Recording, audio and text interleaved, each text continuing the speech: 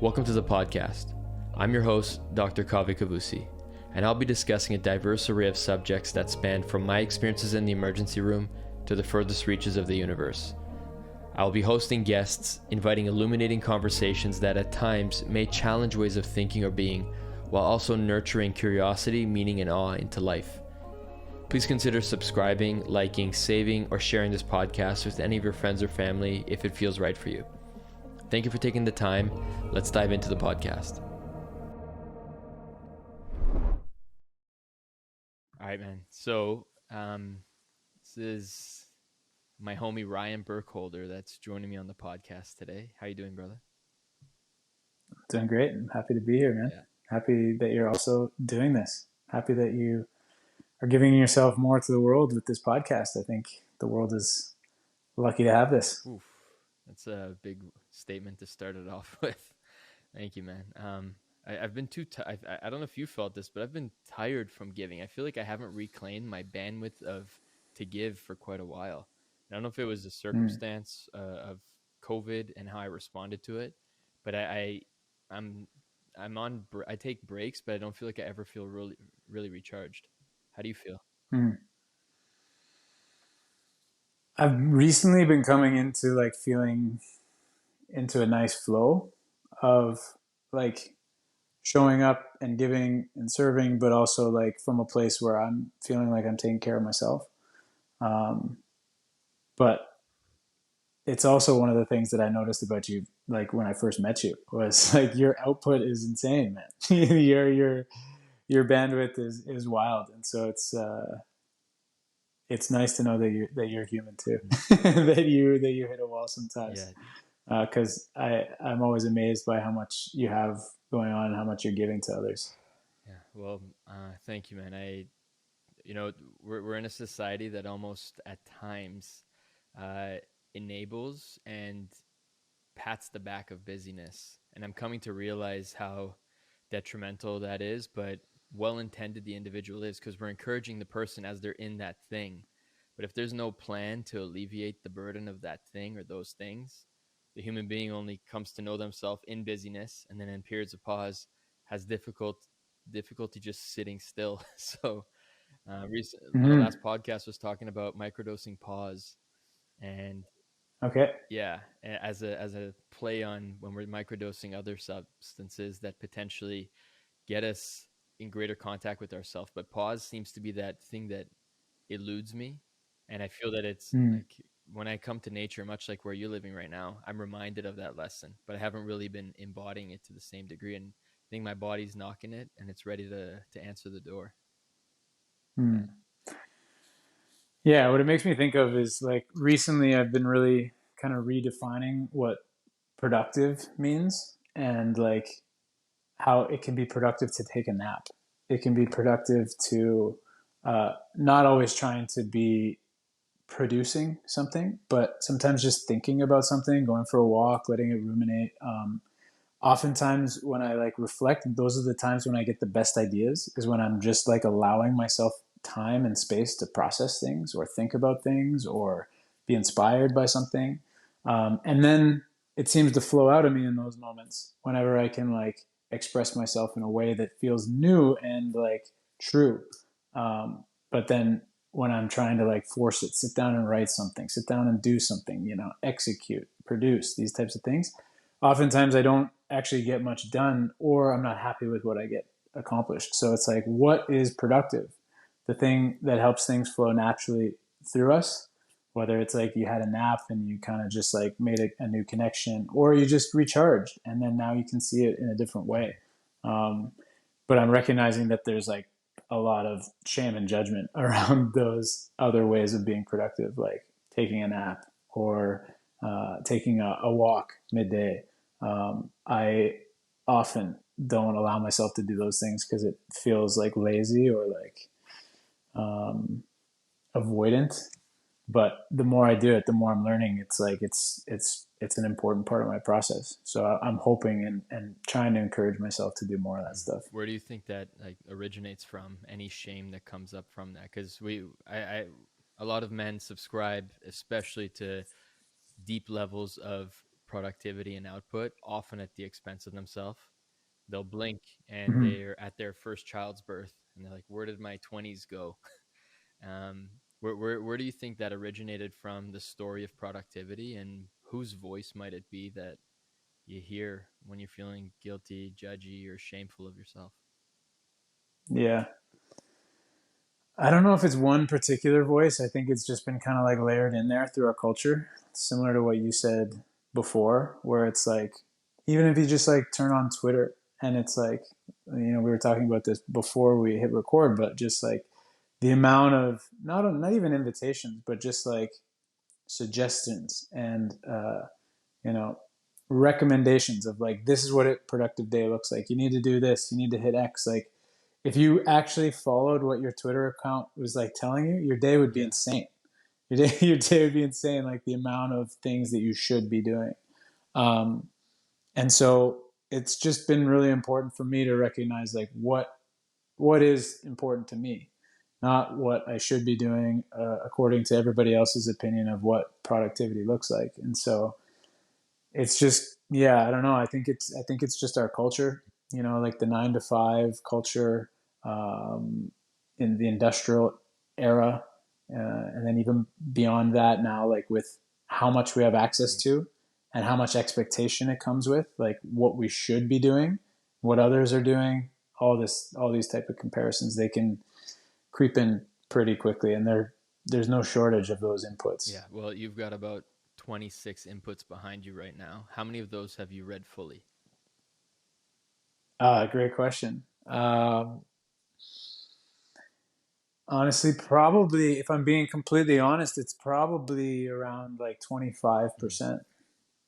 Yeah, yeah. Appreciate the honesty. But the one thing that I do love about having access to them is that like you never like, for example, I'll pick up a book at a bookstore and I'll be like, ooh, that's calling, it's speaking to me, right? And then it might sit on my shelf for 2 years. But then one day I'm like, ooh, today's the day to read Mm-hmm. that. So I just see the value in like the library rather than the book, Mm-hmm. where it's like you have choice, because I'm all over the place with my focus and my Right. interests. There's that saying where when you walk into a person's house, if you don't see a bookshelf or a library, like, get out. Right. But interestingly, which I think I'm close to what you said, roughly 25-30% of the books I've read, arguably they've been on the audibles as well.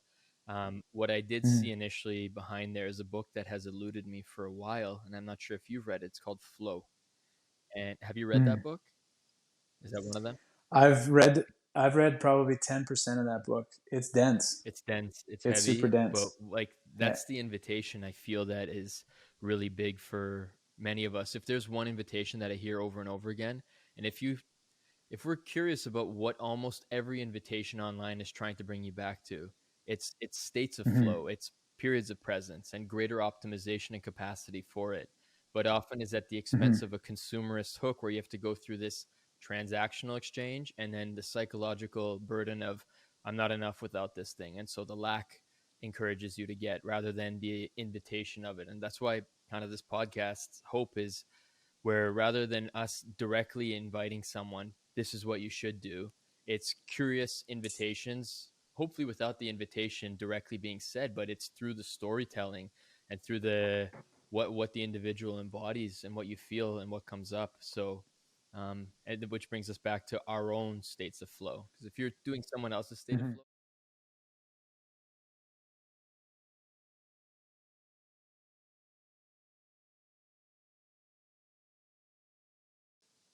You're thoughtless, and you're just playing. You're present in the play. And so like me as an athlete, I changed completely after reading that book. And that book is not necessarily about flow, but it was like a super important concept for me to achieve that flow in sport, and then in other parts of my life too. Because what blocks flow? Like the inner critic, judgment, what we should be doing, like all these other inputs that just creep in, and then all of a sudden, like you say, you're not flowing authentically, you're not in your own flow, but you're trying to think of like, what is the right flow here that is expected of me, and so that book was super important, and as it applied to Have that you read it concept. again?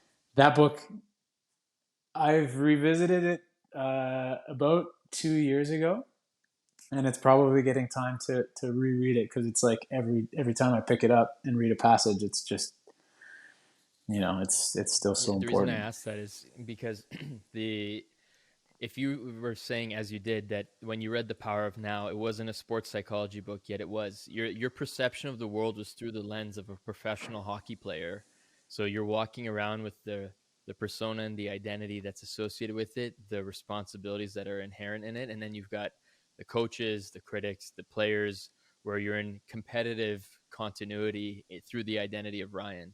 And I'm curious if that you didn't feel very now, and then that book was the lens there. And curiously, what do you think about the thought that if you were to read it now, you would be in a very different state? Who is Ryan now? Is Ryan purely the osteopath, or is there so many other things to him? Hmm.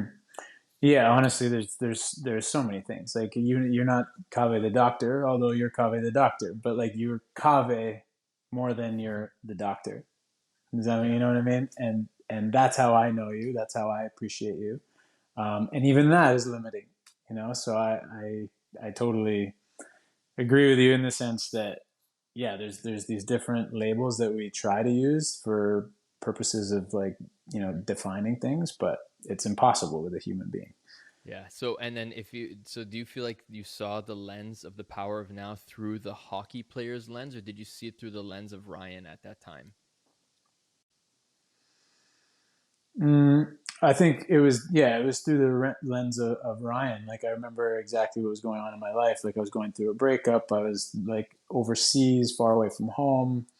It was I just finished school, so I had like a lot of space in my life where it was like I was just playing hockey after being like a student athlete. So I had this time to like read the books that I was interested in and kind of discover myself. And that was a huge catalyst to that discovery because it was like an intro into mindfulness where it was like it taught me how to start asking those questions of just observing what my tendencies were, what my mind was, who I thought I was, and who I thought I was supposed to be. Like all these different ways of just Mm. kind of observing what's going on in there, you know. And it was an awesome book to kind of springboard that, and it was an important time, and it was the right time for me to start, that sort of Isn't it practice. kind of it's unnerving and unsettling a little when we think about what percentage of the population, including ourselves, probably for a good majority of the time, wasn't exploring or getting curious or investigating or asking any questions about our inner world, just being the symptom at the time, just being the feeling, just being the emotion, just being the escape, being the distraction. It's kind of Mm-hmm. mind-boggling that in a society that is as evolved to the point that you and I are 1,000 kilometers away right now, but we're able to speak through tech. We have all of this available to us. Some of the most fundamental text, which is the fundamentals of knowing self, seems to be a luxury for many, and it truly is. If I could share something, my partner, she reiterated to me that my upbringing, for example, had two parents that were present, that were together, and they continue to be, and they were very loving and nurturing for my entire life, but especially my formative years in my childhood. Whereas in contrast, the cards are dealt very differently for someone who's brought up in an abusive home, a monoparental home, or like monopaternal home, or if there's other dynamics at play there. And so the foundation for someone is very, very different. What she invited in is the human being who had the lifestyle that was early on allowing the world to be seen as safe, where the world is a playground where they can explore. Yeah. They're scanning less and more available to life. Whereas the individual who comes from had an abusive experience or some traumatic early life experience that they have not reveled, like returned back to, they're scanning the world very differently and have less of themselves available to get curious upon. And if your parents didn't have that available to you for their own form of emulation that you were to learn through what they embodied, you're kind of starting from behind. And so when you turn on social media, again, someone is like doing a blanket statement, usually inviting from where their own point of reference was, but then generalizing this to everyone. Like, are psychedelics for everyone? Maybe not the way that at least we perceive it ourselves. But yeah, so what are your thoughts on that? Yeah, no, I think it brings up like an interesting subject, and like in this realm, um, lately I've been reading a lot of Gabor Mate. We've talked a lot about Gabor Mate and his philosophy, and this is where I really like how he speaks about a lot about childhood development, right? Like you're talking about, and so like what happens when you had a childhood where you develop in a way where like you're hardwired for stress and like dealing with that stress, and you're like constantly kind of on edge trying to adapt to that stress, survive up against that stress, right? And so I really like how he views that in the sense that the answer isn't necessarily to go back and change the childhood because that's impossible, but it's more a matter of developing from where you are, and recognizing that, yes, during those developmental years, you had patterns that were ingrained neurologically on a deep level, psychologically, all these different ways. But then as you grow up into hopefully a conscious, independent adult, you have choices of how you want to develop into that adult moving forward. Because if you do it successfully, you grow into somebody who is able to take care of themselves. So he has this idea of like self-parenting. You can re-parent yourself and become the adult that you wanted when you were a child. So if you had an abusive parent, then you can become a very caring adult for yourself. And this is like really shaped the way I view the term like self-care, which is like a really trite term that is thrown around the internet and like on Twitter, like we're talking about. But for me, like that's the definition of self-care. It's almost like self-parenting. Like who's the adult that you need with an inner child in all of us? What does that inner child need, and what kind of adult does that child need as a parent? It's your job to become that adult for your own inner child. So you have both an inner child and an inner adult, and then once we get to a stage where we can recognize our own inner child, or we can recognize maybe the lack of development of our own inner adult, we have the choice to develop in a way that is deliberate and intentional, and it might seem simple, but it sure ain't easy, and so that's what I really love about Gabor Mate's approach, where he's like, life happens, and oftentimes it sucks, and like trauma occurs, and it sucks when that stuff happens to people. There's no denying that. But then the choice to heal from that is in a developmental standpoint. How do you want to develop the things that help you to have different choices rather than the behaviors that maybe were developed when you didn't have a choice, when you were a helpless child? So I don't know if I'm doing it justice, that theory, but it's really made You are, sense to you are, me. It's really made a you lot of are. sense to me, and helped me. Not to say that I had like a traumatic childhood or anything like that, but it just helps to think like what's the kind of adult that I need in my life, and how do I become that adult for myself? Mhm. Well, it brings up reminding me of another book called by Alice Miller called The Drama of the Gifted Child. Mm, And this in this book, in addition to what you had mentioned regarding Gabor's invitation there, which is the concept of self-parenting, which is so essential for us to reclaim some of the aspects where our parents, though well-intended or intentionally, accidentally, whatever it may have been, whether they were conscious or aware or not, either invoked a trauma or caused some type of fragmentation where a human being, whether the child, felt like they had to conditionally do something in order to feel love or for them to feel safe. mm-hmm. What Alice Miller reiterated through self-parenting practices was, especially, she really hammers home the importance of a psychotherapist that's there to be present. Okay. And one thing that I'd also like to reclaim through this dialogue is the trust in the Western medicine individuals who are there who have the human component through the psychotherapeutic model, not because they are part of the Western medicine there to be pushed out. And we just go for life coaches. Life coaches are great as well too, but I have a lot of I've found a lot of robust, really humane individuals through the psychotherapy avenue, and I'm really encouraging that again for individuals. But what she had reiterated was one of the essential components is when the feeling happened, and then there was no feeling anymore as a result of the condition that was instilled. Part of what the human being, part of what the individual has to, or not has to, it's never a has to, you never need to do this, but it's always an opportunity it's not your job to do this, but it's your opportunity as well. And in there, it's your responsibility to do it. It's the grievance and the mourning of the child that you wanted to be received as and couldn't just be loved as you were. Mm-hmm.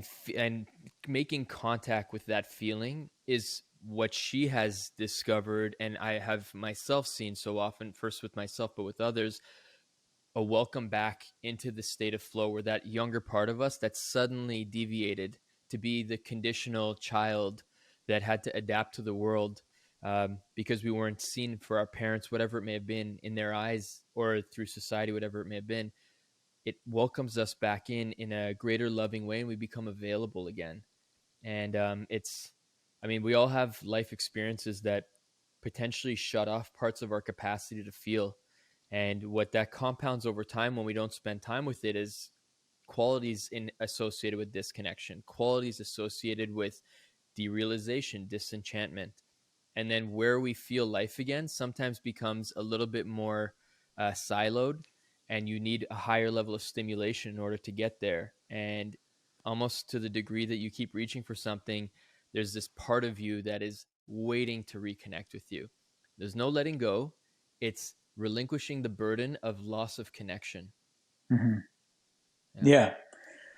Yeah, and it's interesting too. Like I totally agree with all that you're saying, and I think it's interesting how it kind of layers back into how we started the conversation about how we detach from our own like authenticity for the trade-off of attachment to culture or society or like the group at large, because it's so important to belong to a group that will literally lose ourselves so that we can not get kicked out of the group. Yeah. And it's another thing that Gabor Mate talks about, where he talks about attachment and authenticity and how they're both equally important.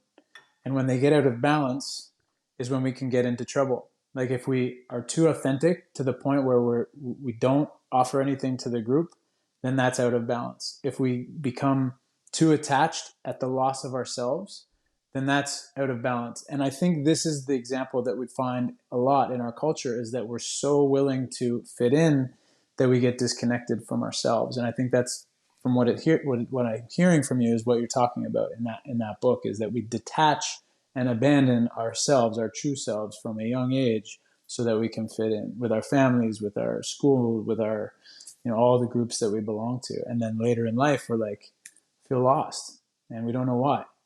For me, it was like a rediscovery of like, oh, what was that little kid like? What did he want? You know, Mm. who was he, and what was important to him, and how can I kind of like reclaim some of those things? Yeah. So I'd be curious. Like, it sounds like you've had a similar experience, kind of reflecting on that stuff. I have, and I continue. Like, if I were to say I've been curious about myself for 16 years, like really exploring the mind, for mine, Mm, like one of my first stories of really asking questions directed at me, and then asking who the heck is asking the question at myself, what does that even mean, mm, was when I was 20. So it's coming up to close to 16 years now. And yeah. but you and I both working in fields where you have other individuals coming into your, like, into contact with you, where you're the provider of service and health for them. You meet all wakes of individuals that have different comprehension of particular vocabulary, different invitations that they've had in their life. And like, one of the many things that I have come to appreciate so much with yourself, and I wonder how we can like go into this dialoguing a little bit, is how we invite, just as you do, men who have potential curiosities for this, or maybe they've never had curiosity before, and it's just their partner, that are almost yearning for their partner to get to know themselves a little bit better. Because I've asked in the ER and multiple women, what do you want from your man? And sometimes I'll ask right in front of the man. And man is boy, man is adult male. It can be all of the stuff. It's male. And they say greater emotional availability and greater presence. Those two Mm-hmm. things I hear reiterated over and over again. Aside from the trust, the honesty, the maintaining the boundaries, and honoring that container. But How do you go about that? And like, what's a really good starter point for someone? Or does everyone have to have life kick the shit out of them before they reconsider themselves? Yeah, I mean, I think that last part brings up an important idea. Like when you were 20 and like knowing your story a little bit, what was it for you that brought about that curiosity? Well, for me, it was an intolerance of the pain that I was feeling. That was accumulating over 6 years, and it was, I was able to find avenues to hide away from the feeling. Started playing poker. Started reaching for certain substances that inhibit you even stronger than alcohol. Hmm. And then when I was in medicine, I was so tired all the time that I didn't have to feel. So don't worry about it. Like medicine was a protector, but I started calling my bed the mistress I didn't get to see enough.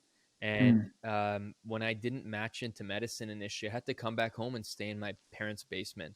And there I had nowhere to go. I had nowhere to hide anymore but see myself. I couldn't even Mm. look at my parents in the eye anymore. And I was Hmm. feeling deep pity, deep shame. And then I got curious about the why. Again, I'd heard a voice 2 years earlier in like that came out of deep anxiety and panic that almost guided me through. It was an inner voice that it was the first time in my life I'd had contact to such a degree. But knowing Hmm. that that had happened and having such undeniable trust in it, it's one of those things that's inexplicable yet undeniable. I Hmm. was invited when I was 26 after the tumor experience at 20 to really reflect and look in. What I found was beautiful. It was dirty, it was challenging, it made no sense. I couldn't share it with anyone because I didn't have any words to it, but it was a lot of sadness. And ultimately, I came to realize that I had taken on a story that the world doesn't want me when I had the tumor. Being Mm. misdiagnosed a few times, having the tumor present while I was in my fourth year of university, and my GPA dropping the year after the school, going on strike. And like I had to keep going for surgery 4 times, did radiation therapy. And it was all of these things. I'm like, why do I have to go through so many hoops in order to just be alive? And in my parents' eyes, they're like, oh, you're going to be a doctor. I didn't even want my mom to come with me when I was going to the oncology floor at Sunnybrook because I didn't want her to see mortality in her son's eyes because I was Mm. feeling it. And Mm. interestingly, I would experience certain fungal experiences that would almost shine a spotlight on my mom around that time, and it showed this purity in the love that she was giving me. But I was so hard on myself, and it Mm. took realizing the pain there for me to find steps to way out because I'm like, what they're showing me there is available at all times. There's something in the way, and Mm. there's a burden, and then there's the subscribing to certain ways of being that we uphold. And the identity that I had was in deep crisis, and I could hold it no longer. And I think a lot of men, Mm. unfortunately, that's the only time they break. Because one of our homies that we have, his name is Ben Rudnick, and we were on a conversation, and he reiterated. He said, one of the beautiful things about humanity is, or humans, is how adaptable we are. And then we Mm. came to conclusion that one of the perils of being human is how adaptable we are. We're Ah, able to yeah, we're able to cope all the way down right. until we hit the abyss, and then finally there's no way more to cope. Yeah, yeah. No, that's brilliant. We can adapt ourselves away from being who we are.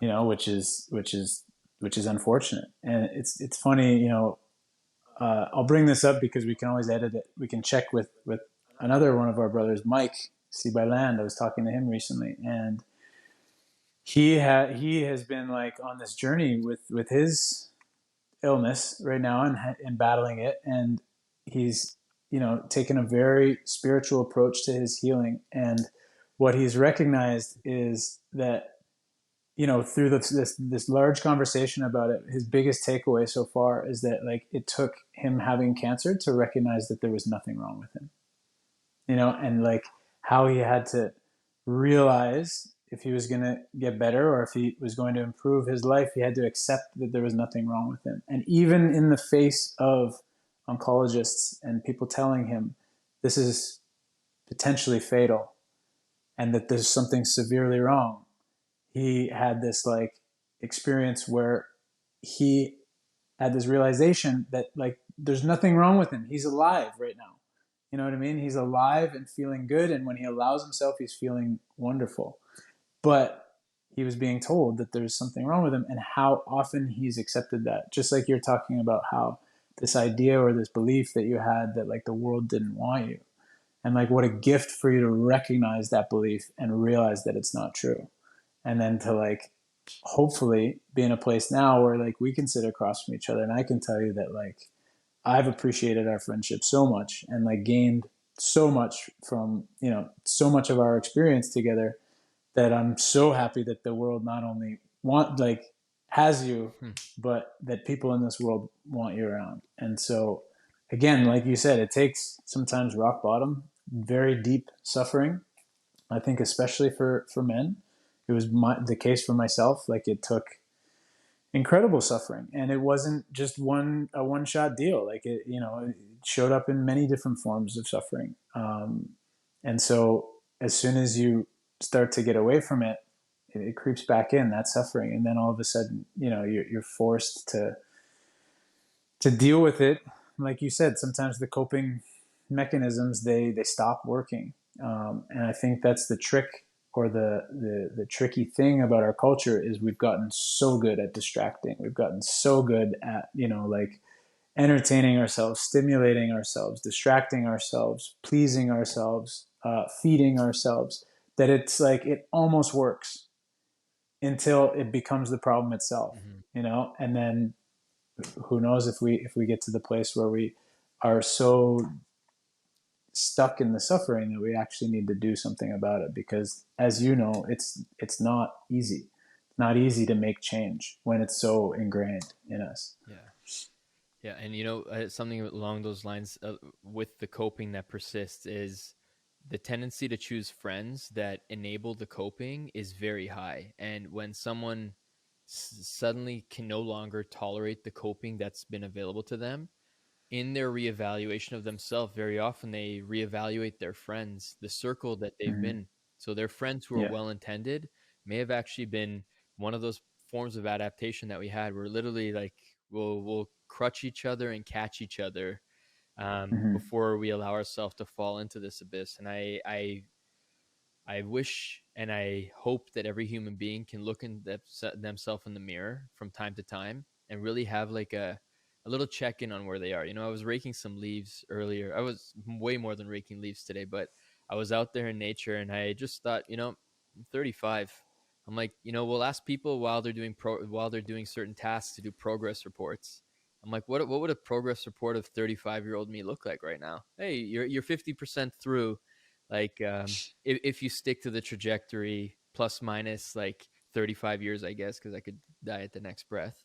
But the it was an interesting little reflection there because it was a mortality based reflection, and Mm-hmm. I find myself waking back up to some sense of immediacy when that happens, and I wonder if the men that I'm intending to speak to, which is, I hope, the 4.3 billion men that are on this world, all consider with some level of immediacy the importance of the opportunity to really immerse themselves in life first by getting curious about what's in the way of your immersion into it.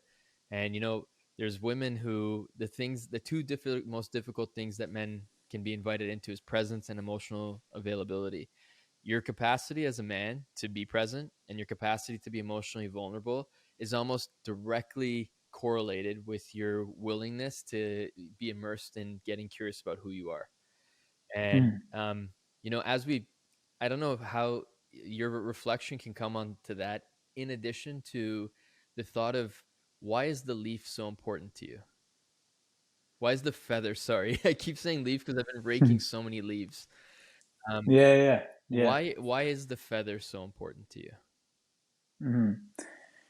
Yeah, so I mean, we're talking about suffering and mortality, right? And this is a story that actually relates a lot to what you're talking about, of how to invite people into that process for themselves. And when I first met you, I was like undergoing uh, what I'll call like a major period of change in my life. I knew that something needed to change because I was suffering in many different ways, but like a major source of that suffering was my inability to deal with some post-traumatic stress in my life. And so the traumatic stress came when I was 20. So it's interesting how we share that same Yeah. age. But I was in a car accident where I lost a friend. I was driving, I nodded off middle of the day in Perry Sound, where you are right now. Um, and I lost my dear friend KJ, who at the time was like a brother to me. And that at the time, like, was a huge wake up call for me in terms of like life is fucking short and fragile and it can be taken like that. And also, like, you know, making peace with what had happened, forgiving myself. Speaking of books, there was another book that was super key at that time in my life, like just kind of to be able to forgive myself and I don't want to say move beyond that accident because it's something that will always be a part of me, but you know, live in a way that accident didn't define the rest of my life. And so there was a book that was super important for me that was The Man's Search for Meaning, Viktor Frankl. And in that book, in the opening quote, it says it's a Nietzsche quote that says, "He who has the why to live can bear just about anyhow." So from that moment on, I like made a promise to myself that like I was going to promise to KJ as well that like I was going to make the rest of my life count. And it was super important to me to make the rest of my life count. And when I first read that quote, I was thinking like, what am I going to do with my life? And it goes back to like the whole Twitter thing. Like, what would making it count look like? You know, what that success would look like. I'm going to be successful. I'm gonna have this huge business. I'm gonna create this cool art thing. I don't know what it was, but I knew I needed to do something. And then it was when I met you. We were down in Austin, and we had this amazing experience at the Fit for Service Summit, the first one at On It in Austin. And we were on the plane ride home. We weren't And supposed to be on on the that plane plane ride home, together, if you remember that. we were not. It was by coincidence. And this is the way, like, you know, synchronicities worked all the time, where it's like, just briefly too, like my relationship with KJ as, you know, a non-human being and how he represents something in my life and how I truly believe he still interacts with me in mysterious ways. And in that way, things like that happen where it's like I was put in front of you or beside you on the plane and you had a very important message for me, which was you invited me into questioning something. You asked me, what do you think KJ what do you think his answer would be to make your life count? Like, what would that look like to him? And I reflected like of our friendship and what that day was like together, even the day that he passed. And it was like the best day ever. We had so much fun.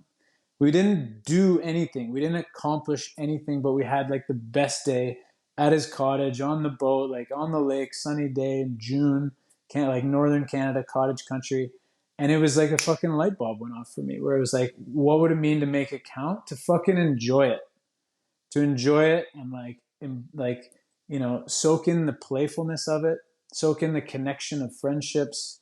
It's not to like achieve or accomplish, it's to like, you know, he who has the why to live for it. My why changed that day, which was to like live in a way that appreciated the opportunity of life, you know, and like enjoyed it as opposed to like making it like, oh, I gotta fucking grind so that day wasn't tragic. Of course it was tragic. There's no changing that. You know what I mean? And if the roles were reversed, I would tell KJ like fucking live it up, man. Enjoy it. And that was a huge shift for me. And that's something that that's really stuck with me. And so like that was a perfect way of inviting somebody, of just inviting some inquiry, not telling anybody what to do, not, you know, trying to like live the perfect example, but just like inquiring and like offering that inquiry. And it was one of the most helpful things that I got out of my whole year with Fit for Service. And it's why right away after that weekend, we've been great friends ever Yeah, since. man, that's it's really powerful. And like I feel that as well too. I remember getting bubbly when I saw you in the line in that airplane, going back. I think it was in Houston or something. There was a connection flight that you didn't tell me Right. you were going to. I flew 4 hours later than you from Austin.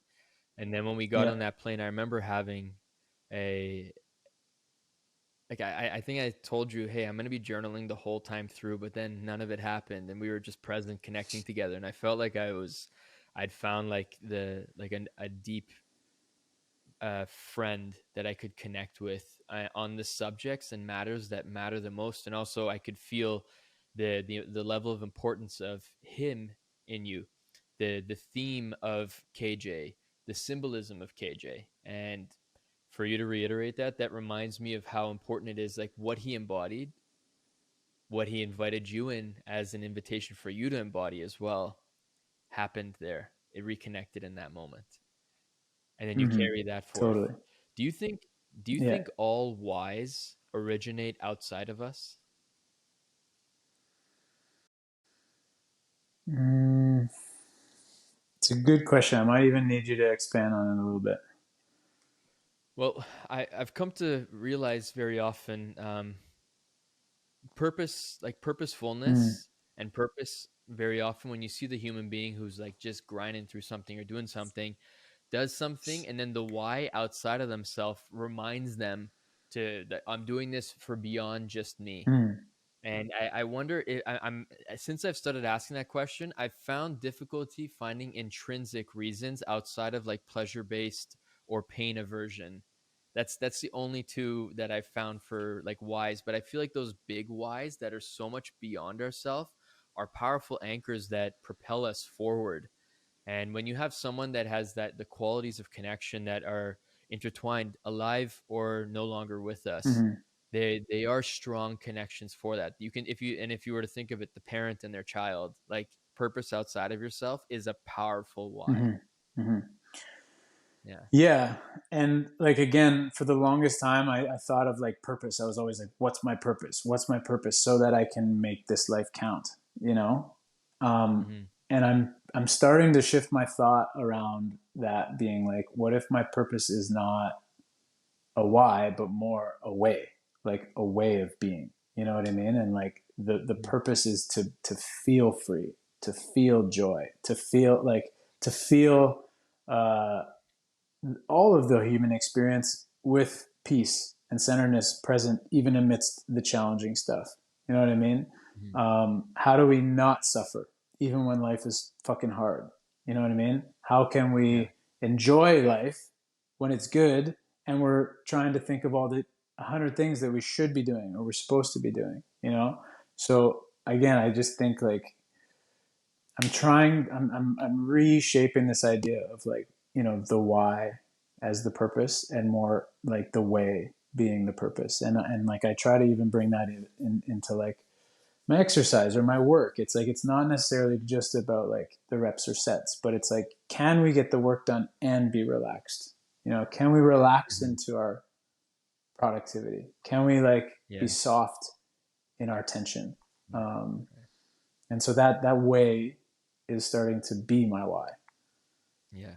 And when you have a vocabulary that dialogues with your inner world, you're not just led by the productivity. You can invite the productivity to be experienced differently. Mm-hmm. And a word that I like that feels like it considers my inner world and what its state is gracefulness. Mm, Because when we're doing things with grace, you can be tenaciously immersed in something. But if you're graceful with it, where you're like, the outcome does not define me, it's an opportunity for me to like discover aspects of myself within it. yeah, But so often, because the productivity is a protector, where the individual says, if I don't meet the needs of what this XYZ thing is, a part of myself, a part of like where I'm challenged still, where I perceive myself may come forth. And then there's some uncomfortable feelings that are associated with it. So when we're saying gracefulness, already that's speaking to a different level of awareness that we're considering for the inner world.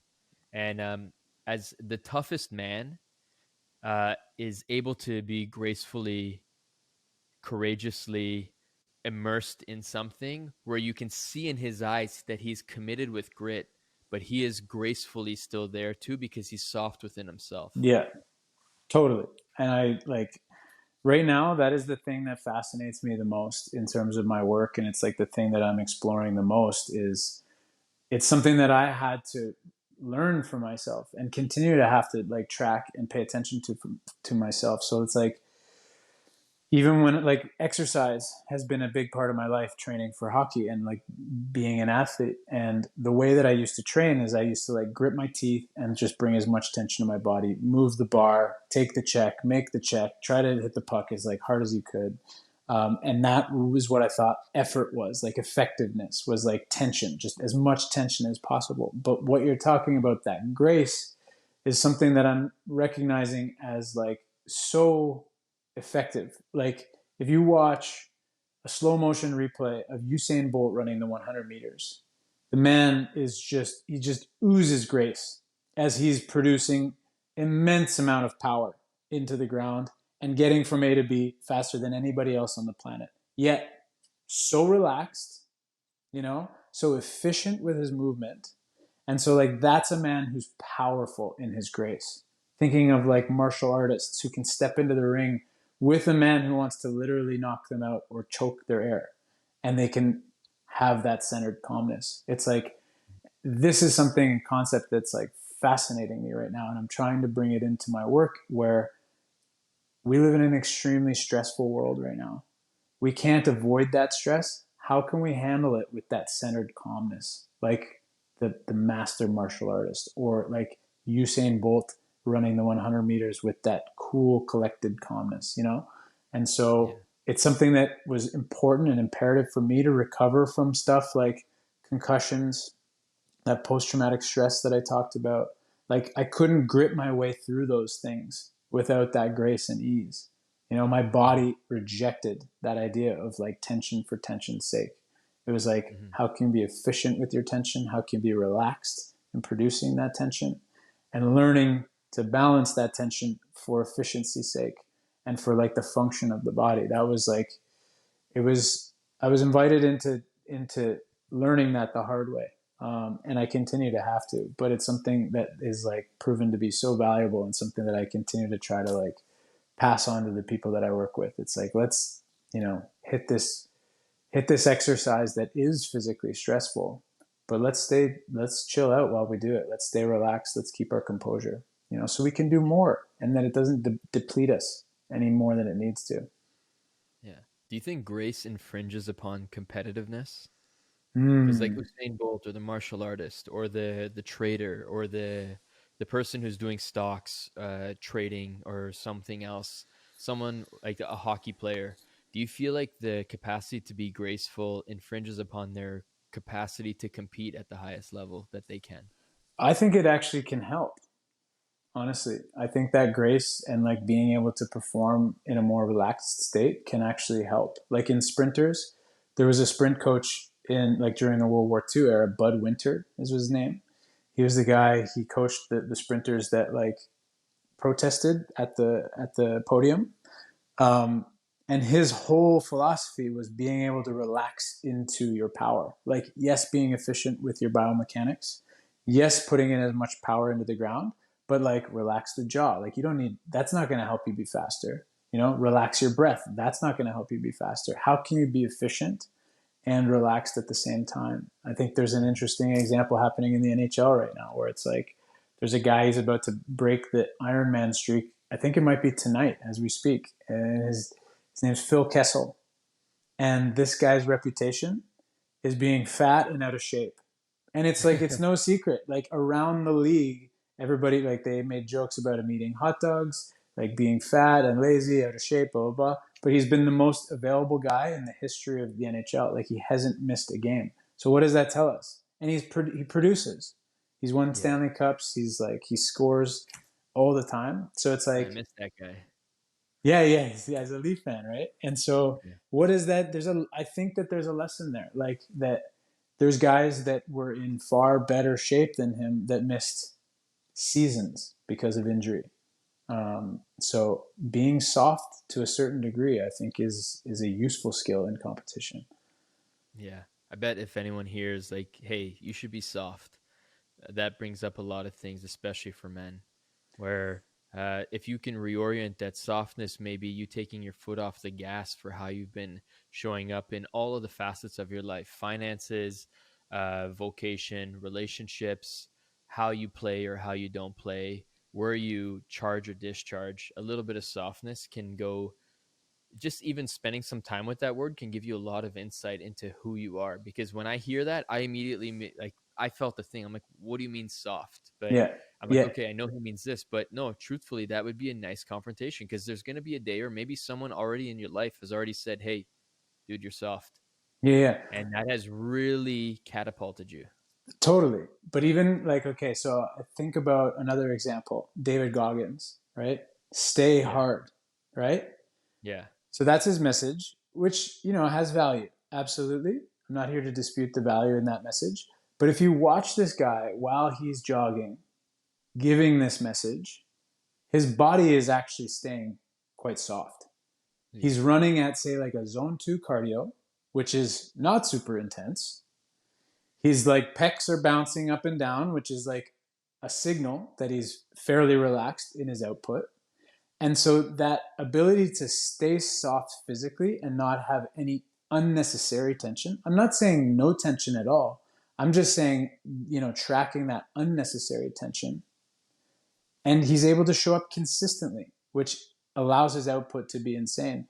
But while he's saying stay hard, he is displaying the ability to get shit done while staying soft, staying relaxed. It's like Navy SEALs, it's part of their training, how to relax under extremely stressful situations.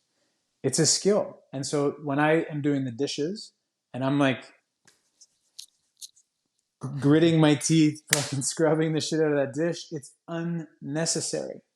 You know what I mean? When I go in and do the workout and I'm like gritting under each rep, it's unnecessary and also a deterrent to go back and do it tomorrow because it didn't feel very good. It wasn't efficient and it was actually incredibly depleting.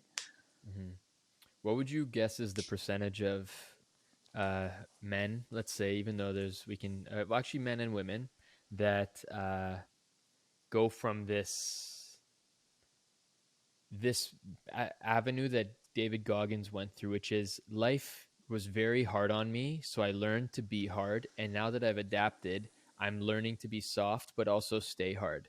On the Mm-hmm. other side, like, what would you think is the percentage of people that are that versus I didn't really have a tough time, I didn't get pressed very hard, I don't really know what being hard means, maybe my parents did everything for me when I was growing up, and now I'm trying to learn what hard even means. And when you guys say that, I'm kind of scared of you, because I know you guys could whoop my butt.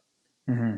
What would Yeah. you say is like the ratio of people that are there, and how do you invite the individuals maybe who never experienced hardness to the same degree? Because Goggins is talking different language that to that individual versus the individual that knows that push. Other people like Andrew Tate, who he's they almost seem like they're feeling this godlike void, that because they didn't have some father figure that was in high integrity with them, they're always trying to appease him, but also they learn how to beat the crap out of the world as a transference of their rage or anger towards it. Mm-hmm. Mm-hmm. Yeah. Yeah. In terms of the ratio, I don't know, but I think it's pretty high in terms of like people that are too comfortable. Myself, I've been there. I am there often. That I like life is too comfortable. So like I get soft in that way. But I Mhm. think it also requires like a redefining of what hard is. Like David Goggins hard is like, this is where I've misinterpreted in the past, where thinking like hard is gritting your teeth, like white knuckling it. Whereas what David Goggins, my interpretation of it is like what his hard is like showing up even when you don't feel like it. Mhm. Okay. It's not always just white knuckling it, gritting your teeth. It's like showing up and doing the work even when you feel like this. You know what I mean? Or like getting into the cold tub when you're having a shitty day. Can you like regulate in that cold tub? As it's much easier to sit by, in the room temperature controlled indoors and just never have to even regulate or adapt or face any stress whatsoever. So I think we're generally, like myself included for sure, far too comfortable. And so we have to relearn what staying hard actually means because we're not very good at it. And like myself, anytime I tried to be hard, I was so shitty at it that I could maybe maintain it for a week and Mm-hmm. then I'd be crushed. You know what I Mm-hmm. mean? So what's sustainable hardness? It's actually being more relaxed, but getting the shit done and showing up and choosing to show up consistently. Does Yeah, that make sense? exactly. Yeah, yeah, because I Yeah. feel that the way that many of us show up is more like Viagra than Cialis, because Viagra, you show up and you're on for 4 to 6 hours, versus Cialis, because of its mechanism, it supports us when we choose to show up, and then when we do, it has us more available. But if we cultivate that type of behavior where we're one of our metrics is, I know myself to show up to that thing once I start it. If you come Mm-hmm. to know yourself in that moment so many times, you'll realize discomfort, the biggest barriers at the start, where one of the things that you invited at the start was where our fear of being ostracized. That's one of the things that compels a human being to do a thing. Another thing that we do is we want to minimize energy expenditure. And if you're going from a relaxed state to going and running, that burden of energy expenditure from the sitting to the movement state is your biggest barrier. Once you go, you're in. And Mm-hmm. so there are so many uh, avenues, that places that I can think for myself, where like that voice that said, "Hey, it's better to stay here." One, but also I remember so many moments, and I'm like, I was grateful that I almost felt like a inner power that was saying, "Hey, get up." And even though this energy was saying sit down, I got up. And if I can share a story that kind of highlights that, was Mm-hmm. I was coming back from Peru, and I had experienced this type of transcendent awareness that came through 3 days of ceremony, three ceremony experiences down in the Sacred Valley. And when I came back, I was in California, and I'm like, I told myself when I was getting off the plane, I'm like, I have had all of the lessons. Now I'm just in integration mode. And that was the thing that I heard. And so I get to a city in California called Ojai, and Ojai is this like 1960s 1970s vibe in California that's a couple hours northwest of Los Angeles. And there was this eco water springs that were there, and at a roughly 4:30 in the afternoon I went there, and I'm in my bathing suit, and it says clothing optional.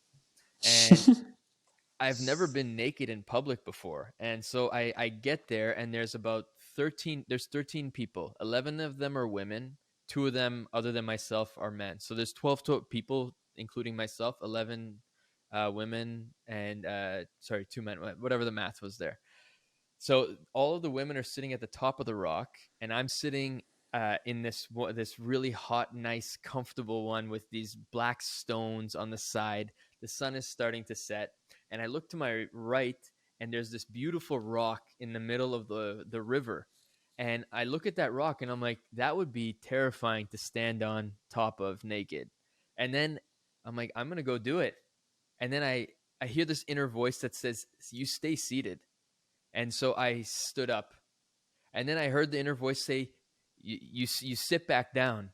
So I start stepping out of it, and it said, "Sit back down, get back in there." I was hearing my inner voice speaking to me. And then I started walking up to it, and it was about 15 feet from where I was. And I looked to these women that were all on the top rock, and they're facing towards this way. And I'm melting at the thought, and my body's screaming, "Get back into that piece, that hot, comfortable water." And so I drop my shorts, and as I'm dropping my shorts, my inner world says, "Keep your pants on, keep it on."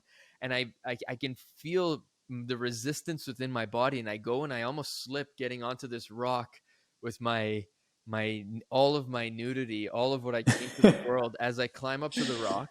And I heard this thing saying, "Don't turn around. All of them are facing you. They're going to see you and your naked body."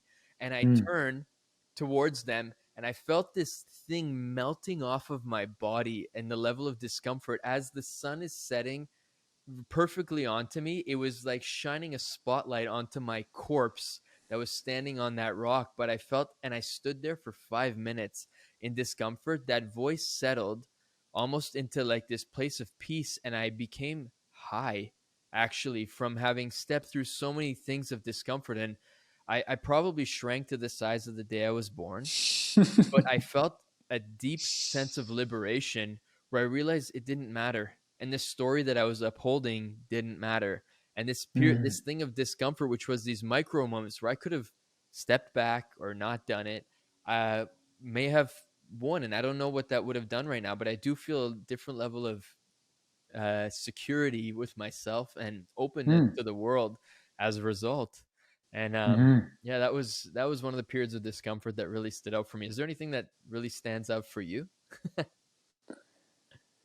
Yeah, I mean, I love that story and just like how you got to the other side of fear, Yeah, and on the other side of that fear is freedom.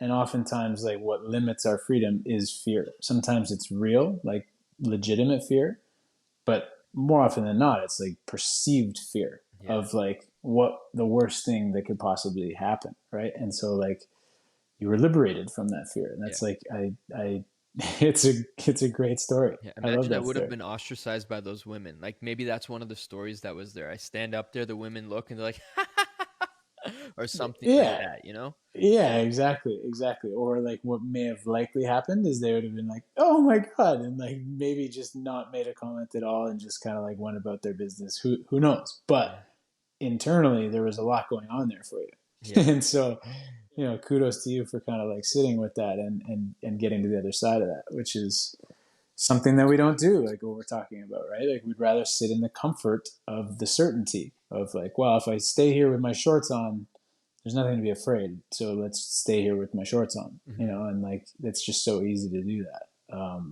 I think an example that comes up for me is just like a cold plunge or like anything like that. Like it's just like it's a popular practice right now, but it's that idea of like, okay, like if we go back to this idea of like staying hard, how can we get in that cold tub and regulate our response to that stress? You know what I mean? Like that's a skill that's worth practicing. Like if we can get in that very real stress, it's not perceived, it's real. If you spend too much time in those temperatures, it's a real danger. So your body reacts appropriately by creating this like huge spike in alertness and all the chemicals and hormones that are associated with that alertness, right? That vigilance. yeah, And so, can we enter that state of vigilance with a state of calm, with a state of like, regulated breath, staying present, that gracefulness that you're talking about? Can we do it in the cold plunge? If we can do it in the cold plunge, next time we're under a stressful situation, our odds go up that we're not going to react, but that we're going to have that space to respond. So that's an example that I like for myself. That again, it's a huge trend right now, the cold plunging. But for me, it's just a way for us to practice how we manage our stress. yeah. Yeah, I had so many people up here at the cottage over the past couple of years who I would cut holes in the lake, and my commitment was touch the water independent of how long you stay in. It doesn't matter. Just make Mm. contact with it. Because Mm. yeah, because it was really painful for me beyond just cold. I have like my body's experiencing something called Raynaud's that I found to the degree that Yeah. I feel anxiousness or my nervous system being burdened more so, and I have Mm. not regulated that. My body will react very strongly, so it's an amazing indicator. And I know that in 2019 I alleviated all of the Raynaud like symptoms completely by experiencing cold over and over again. So our body Mm. hormetically does adapt. But over the Mm. past 2 years, people were saying, "No, I'm not going to go in because like there's no way to warm up after." And so Mm. that's why the sauna's going in today because Oh, beautiful. I mean tomorrow morning because this was and we'll see if the excuses still come up. But I understand their reason at its core. The human being is just seeking to preserve themselves, right? So Yeah, and that's actually intelligent. Like you don't want to get stuck in that state of super cold temperatures, right? But I love how you also practice that idea of like titration, where you're like exposing a little bit and then pulling back, yeah, and exposing a little bit and then pulling back. It doesn't always have like to overexpose ourselves is traumatic too, right? So it's not always a good idea yeah. either. And the benefit of titration of almost anything allows you to prepare for the big day that something happens. Imagine I break through the ice one day when I'm Yeah. driving and I slip in. But the Yeah. same thing can happen with when you're at home, for example, when you're having a conversation with your partner. You can titrate some of the more challenging conversations slowly but effectively, and that invites actually greater depth and intimacy and transparency and truth to relationship. Whereas more often we'll kind of delay that because that's uncomfortable, and then a big tidal wave comes through, and you have a tsunami of a conversation that not only is it highly burdening and reactive, there was very little preparation for you to remain gracefully and responsively able to respond to that conversation because there was very little Yeah. preparation. So I think every man and woman stands to gain so much from considering, what do I want to like, if there was that big thing to experience, what can I experience in smaller doses that I can titrate in? Titrate means like slowly experience it, then a little bit more based on how you Yeah. feel, and then a little bit more based on how you feel, and then you keep moving to a higher state of comfort. I think that would be enormous, and yeah, that's a big invitation for many men and women, I believe. Totally. And it's like goes back to that idea of like microdosing pauses, almost like titrating mindfulness. Like that's the thing is like mindfulness is this thing where it's easy to over glorify the benefit. But for someone who is anxious or traumatized or whatever, mindfulness is very unpleasant and even like How do you scary. define mindfulness So, before you go in? Just um, yeah, I think just like the act of observing one's own mind. I would mhm, say that's how. And so it doesn't always have to be meditation. It can be there can be other forms of right. mindfulness. Yeah, sorry for Um, interrupting. but yeah, no. But then so again, like I think that titrating in that way can be an important concept. It was for me because I remember when I first started meditating, like I was in a pretty rough spot in my life, and it was not a nice place to spend time, you know. And so titration would have been a very helpful thing for me at that time. And I think naturally I kind of did that Yeah. anyways until I was ready for more of a dive Yeah. into it. And one thing that I think we have that we've kind of kept each other accountable on, maybe you have other people that you do it as well, and I've been very fortunate with, is I feel like I have men in my surrounding who I can have conversations with regarding the more difficult stuff, the things I'm less clear on. Interestingly, if you can think Mm-hmm. your way through life, you find it often short, or at least I find it myself difficult and short of words at times to describe the feelings that I'm having that are very challenging. Maybe they Mm-hmm. approximate to anger, maybe they approximate to rage, maybe they approximate to some type of sense of deep pain that I just cannot get clear on. But I have men in my surroundings, gratefully, that I can just reach to my phone or connect with. And what do you think about like a Yeah. world where men don't connect with the same to dialogue these type of things? Like what happens to a man who remains kind of repressed on his path? What does that look like in society for, or like starting at the level of the individual? Well, I can speak from my own experience where it was like my own inability to ask for any sort of dialogue that I needed or like a space to express like shit that I was going through. And it's not a place that I care to go back to. It's not a good place. It was not a good place to be. It's like incredibly isolating, and that isolation is like it's not it's beyond uncomfortable. It's not a nice place to find yourself. So it's like I'm incredibly grateful to have guys like you in my life. I just recently joined a men's group that has been like a huge help. Just a great place to like be able to discuss these things that are present with that sort of unconditional positive presence and feedback, um, for whatever that it is that I bring to the group. And so for myself, it's been like invaluable to have that type of thing, and I wouldn't wish to lose it again in my life. That's for sure. Yeah. Um, One thing that you're saying regarding the men's group that you're a part of, and a feature that I find is important in the healthcare provider, a loving parent, a loving partner, a loving friend, is the capacity to be unconditionally witnessing someone and having the feeling of being unconditionally witnessed. What that means by mhm. is I can share all of my mess in all of its chaos, weirdness, it's lack of consistency, my inability to feel it, and that be okay. And very often when we Mm-hmm. voice something, we almost make a testament for it to be brought back to life, be brought through to reconnect with, and for that part of us to potentially heal.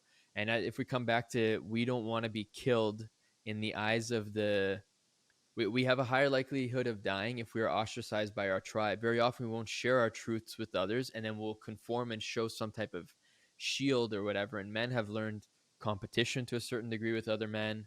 And we may compete not necessarily through physical, but through mental, through our successes and all that stuff. But when you go into a men's group, whatever the title is, like, please, if you can, like, try and see through that, and consider you are coming to a group in the presence of other men who have the same amount of challenges, who are seeking for the opportunity to unconditionally witness you, and the opportunity for them to unconditionally be witnessed as well, and alleviate the shell even for a moment. Because when you see and you walk the world having experienced the permission to have your barrier, the identity that you uphold, put back for a moment, you connect back to life to a greater degree. Even if it's 0.1%, that's in the direction we want to go, and that trajectory is a, a profound one to be looking at, rather than saying, why don't I walk up to the piano and play like Mozart right away? In the same way, we don't heal things that have been compounding for a while as well too. But in spaces like this, you're witnessed. You have the opportunity to dialogue some of the more challenging subjects that maybe you don't get invited to with the people that you're around. Well intended, but maybe it just doesn't go there.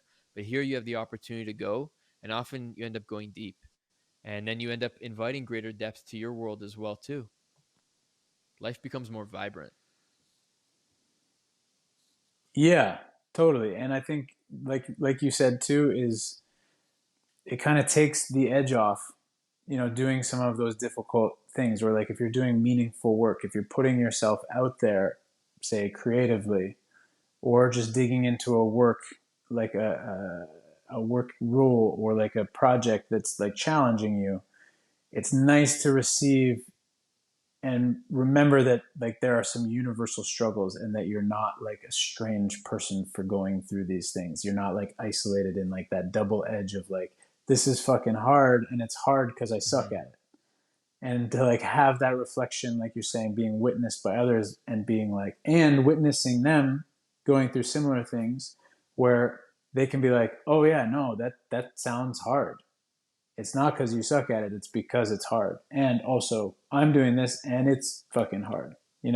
So it's just like, it's nice. It just helps to create this like universal feeling to some of the struggle that you go through, and recognize that like life is hard, and it's less hard when you can share the experience and kind of like share the burden of being human with Yeah. other men who are doing the same Yeah. kind of thing. I saw this from this Buddhist monk who invited in. He said we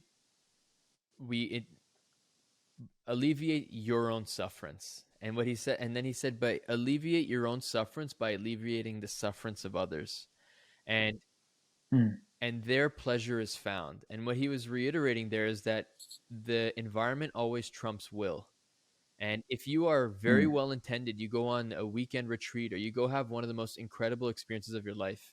If the environment that you come back to is one where a lot of the points of references are challenging, and a lot of the human beings around you are suffering, we almost don't have permission to celebrate in the same way. And what you might find a human being doing is leaving, going somewhere else where they have to get away from this. But what we stand mm-hmm, to gain so much from is alleviating the sufferance of others. And in these small circles, this is one of the many opportunities where you can practice it, and hopefully practice it and recognize it as an opportunity to bring it to the places that it's the most, that it may be more difficult to. Maybe it is you practice experiencing unconditional witnessing with your partners, but then with these men that you're in, but then you're preparing to almost go have the conversation with your partner to say those things, and you may have prepared completely, but there's still a level of reactivity comes through. You're still more available and responsive to it. And I feel like a lot of the mm-hmm. world needs that right now, because when you have a pensive man who has been repressed and maintains his sufferance, and then is in environments that maintains that as well too, we have a world that copes. And if men lead a lot of the spaces and decision making things that happen in the world, we have a higher likelihood of the continuity of transgressions, as long as a human being doesn't have the opportunity to have that sufferance alleviated in any way. Yeah. No, totally. And I think that is part of the benefit where you can bring your stuff there. Say it's with like a partner, like you're talking about, you have something, some grievance with your partner, or something that's like volatile within you that's like, you're angry about something. You can bring it to the group and sort of detonate it a little bit. You know what I mean? You can clear some of that emotion before you bring it to Yeah. your partner. Or you can just understand it from a different lens, or you can understand like, oh, I'm angry because I have this need that's not feeling met. So I can communicate it with more clarity instead of like with blame or projecting or whatever, you know what I mean? And then it's received better in the relationship. So it's like so valuable to have that sounding board where they can just help you understand yourself Yeah. better, through their own lens. You, I just hit 10%, by the Yeah, way. well, 10%. I acknowledge that again.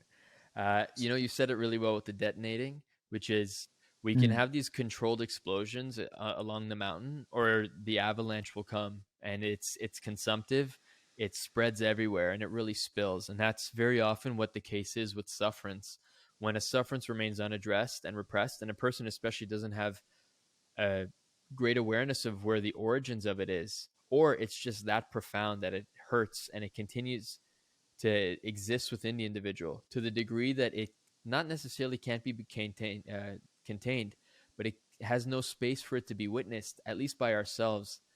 The lack of connection with it has a higher likelihood of it spilling onto the rest of the world as a result. And you'll see a lot of mm, men who have never had the permission for that, a lot of women as well too. And I do hope that we can come to experience a world where sufferance can be alleviated and everyone can find their own why, that maybe comes through symbols like the feather for you. And in the moments that we have, we end up having the ability to witness one another as we are also witnessed to a greater degree with more grace. mm. Yeah. Beautiful, man. Beautiful. And yeah, I realized too, like I never answered your question of what the symbol of the feather is for Yeah. me. And what it is it's like for the longest time, it was how I feel, KJ's way of communicating with me, of like through the symbol of the feather. I would, at these like very synchronistic times, a feather would show up, and it would often be the symbol to remind me to remain light and not to let like life let me get too heavy, be too heavy on myself, let the situation become too heavy unnecessarily. And so it's an invitation from my friend KJ to remind me to remain light in this life. And so that's what the symbol of the feather Mm-hmm. represents for me. Mm-hmm. And I guess this is in the unique way, if we were to bring this to a close on behalf of the battery life that exists in your phone right now. Uh, this is a two-part question, I guess, then. If there were to be an embodiment that KJ invites the world into, that he symbolized for you, that you could bring forth through his voice, what would that be? And then if you would care to invite what yours would be as an invitation for someone to consider, knowing that they're perfect as they are right now. Mm, mm. The first part is an impossible question to answer. I could never speak for him, but what I would guess is that it would just be a smile, maybe a laugh, even like when I'm the most serious or catching myself at like the most serious moments, like he would just be like laughing at me, like letting me recognize how ridiculous it all can be, Mm-hmm. some of these ideas and pursuits. And just a reminder to just laugh your way through it. Um, and for me, the invitation, what I would invite for other people, recognizing that there's nothing wrong with anybody, is like you deserve good care. You deserve to be taken care of. You deserve to take good care of yourself. Um, and that whatever that means for you, to provide yourself with that space to take good care of yourself, because you deserve that care. And nobody can take care of you in a way that you can take care of yourself, but you also don't have to do it alone either. Mm-hmm. And so I think that would be my message is take good care, receive good care, and ask for the care that you need. And the better you understand yourself, the better you can understand what that care is. Mm-hmm. Thank you, man. And thank you for taking the time to communicate this afternoon. I delayed him over an hour, like every 15 minutes. I had my dad and I working here, and I appreciate you having been okay with how I asked you to adapt as I was trying to adapt over here. Um, and I want to acknowledge and appreciate an appreciation for our friendship and our connection, man. And I love how it came to be and how it can continue to flourish. I really looked forward to the opportunities during COVID, but it was tough to cross paths there, and now you're living a province away. But as we both share breath, we have the opportunity to connect, and this is one of those many moments. So thank you for that. Yeah, man. Life can be short, but it's also long sometimes too. So Yeah. I, Remember I I stayed up like that? Do you remember that oh, yeah, I in remember Malibu? this. I remember this, but yeah, man, it's been great to chat with you on this platform. Like I said, congratulations on this new endeavor. I think it's super exciting. I'm selfishly happy that it exists in the world because I've benefited, like I talked about in some of the stories that we shared, like from our friendship and from your perspective. And I never get enough of a chance to thank you for the work that you do and all the ways you give yourself to the world. And so this is just another example of that. So thanks, brother. And also thanks for your continued friendship. It means a lot to me. Oh, thank you as well, man. And I can only imagine. I'm certain that the patients that you come in contact with, the friends that you see in person, all feel that similar thing reciprocated directly right back to you, because you show up, you stand up, and I think you embody a lot of what KJ's invitations were. Was this like graceful beast of a man who is committed to things and who has a great softness to it. And I could really see after Fit for Service, like you really digested a lot, and you were Mm. hitting me, you were slapping me in the face with a lot of stuff that I had almost become a hypocrite to. So thank you, man. We continue to learn from each other, brother. Yeah, cycles of Yeah, remembering and forgetting. it's a joy, and that's why I'm happy to have you to remind me when I need it. Really. All right, man. I love you. Have a beautiful evening. All right, brother. Love you. Take care. Take care. I want to thank my guests for taking the time to share their insights and wisdom. Please consider connecting with them, and their information will be in the show notes. Consider leaving a review and rating the podcast. I'm not going to tell you what to rate. You do as you feel. And please, before this podcast ends and you go on to the next thing, take 3 to 5 minutes in silence to allow some of the information that you heard to be contemplated, digested, and integrated. To the degree that every experience has a moment to actually have it be processed, it has a greater chance for it to be instilled into your life. I wish the rest of your day and week is beautiful. Take care, remain curious, and don't forget to play.